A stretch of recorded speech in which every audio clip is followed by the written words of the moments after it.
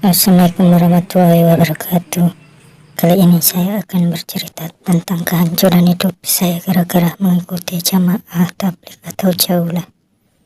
Pertama-tama saya adalah seorang santri dan saya bertahun-tahun beragama hanya ingin semakin mendekatkan diri pada Tuhan.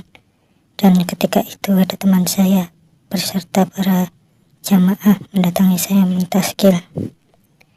Hati saya menolak, namun mereka membujuk. Katanya jika mengikuti maka iman akan semakin kekal. Saya pun tertarik hingga ikut. Tak terasa sampai 4 tahun kurang lebih lamanya membangun bangunan bersama mereka, berdakwah bersama. Untuk beberapa tahun terakhir ada beberapa perpecahan di dalam jamaah ini. Di antaranya berpecah menjadi jamaah SA. Ada lagi yang berpecah antara Temboro dan Kebon Jeruk. Dalam perpecahan ini hati saya sudah merasakan mulai ragu, karena mereka sering bertikai, bahkan sering juga mengatai dan memfitnah jamaah satu dengan lain, hanya demi pengakuan golongannya yang paling benar. Dari sini saya mulai menjauh dan bimbang apakah jamaah ini benar. Dan tak lama setelah itu saya temui banyak ustadz dan da'i yang baru, entah itu basicnya dari mana.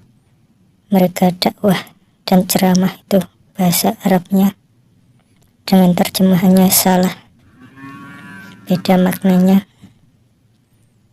dan dengan bedanya mereka menyalahkan golongan Islam yang lain dan berkata kita adalah hamba-hamba pilihan Allah yang paling benar. Dari sini saya semakin ragu.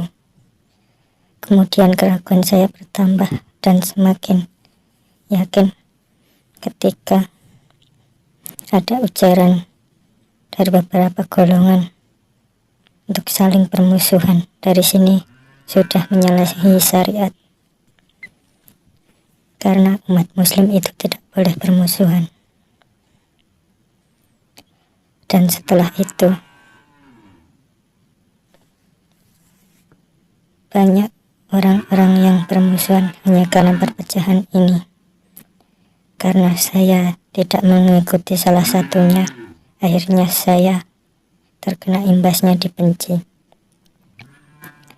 Dan yang tidak saya sangka, saya dibodoh-bodohkan oleh beberapa orang yang sudah disebut ustadz, ditolol-tololkan. Dari sini saya tidak pernah seumur hidup saya seorang santri dan keluarga saya banyak kiai dan ustadz dari ponakan-ponakan saya. Akan tetapi tidak ada yang pernah mengatai saya bodoh, dan saya mengikuti banyak golongan dari organisasi Islam, dan tidak ada yang pernah mengatai saya bodoh. Dan juga saya sangat tersinggung karena saya merasa dihina, dicaci maki seperti itu. Dan kemudian tak lama setelah itu ada ustadz lain dari golongan jamaah ini yang menawari saya pekerjaan dan untuk membantu dia berdakwah di pesantrennya untuk mengajar anak-anak santrinya.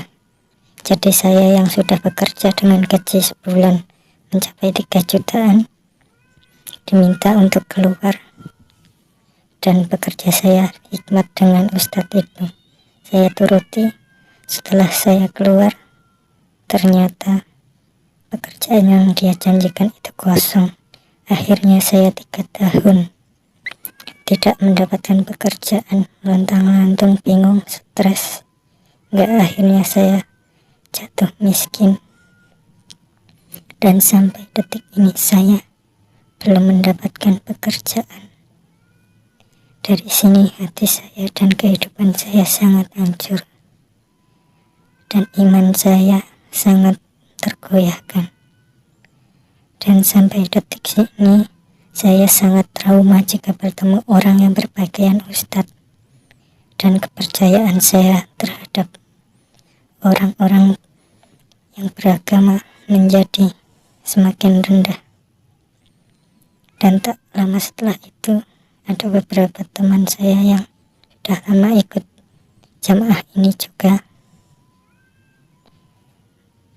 berkata jika ada orang yang anaknya dinikahkan secara paksa oleh jamaah ini, dan ternyata wanita itu dia sangat menyukainya dan ingin menikahinya, tetapi sudah dinikahkan, dijodohkan oleh orang tuanya yang dari jamaah ini, dan ternyata setelah beberapa tahun kehidupannya juga hancur, dan anak ini sekarang menjadi janda, dan kawan saya juga kehidupannya lontang-lantung.